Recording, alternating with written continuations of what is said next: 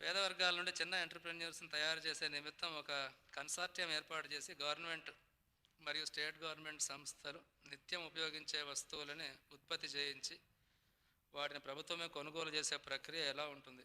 ఈ buyback policy ద్వారా మార్కెట్లో నిలదొక్కునే అవకాశం ఉంటుంది కదా? చేస్తే బాగానే ఉంటుంది. గవర్నమెంట్ ఏమీ చేయదలుచుకోలేదా? ఎన్నైనా చేయవచ్చు. ఇప్పుడు మూతబడే కంపెనీలు మన రాష్ట్రంలో 26,000 స్మాల్ స్కేల్ ఇండస్ట్రీస్ సిక్ అయి ఉన్నాయి. 26,000 ఏమో ఉన్న లెక్క, కరెక్ట్ నెంబర్కు ఇటు అటుగా ఉంటుంది.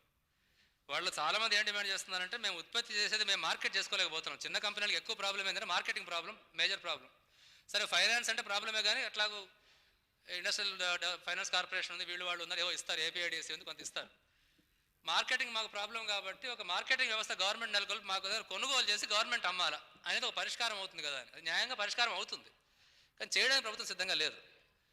ఫైనాన్స్ ఎట్లాగూ పబ్లిక్ సెక్టర్వే కొన్ని ఉన్నాయి, ఫైనాన్సింగ్ ఇన్స్టిట్యూషన్స్ ఉన్నాయి, వాళ్ళు ఫైనాన్స్ చేస్తున్నారు కొంతవరకు. మార్కెటింగ్ విషయంలో మీరు ఇచ్చిన సూచన బాగానే ఉంటుంది, కానీ గవర్నమెంట్ సంసిద్ధత అయితే వ్యక్తీకరించడం లేదు.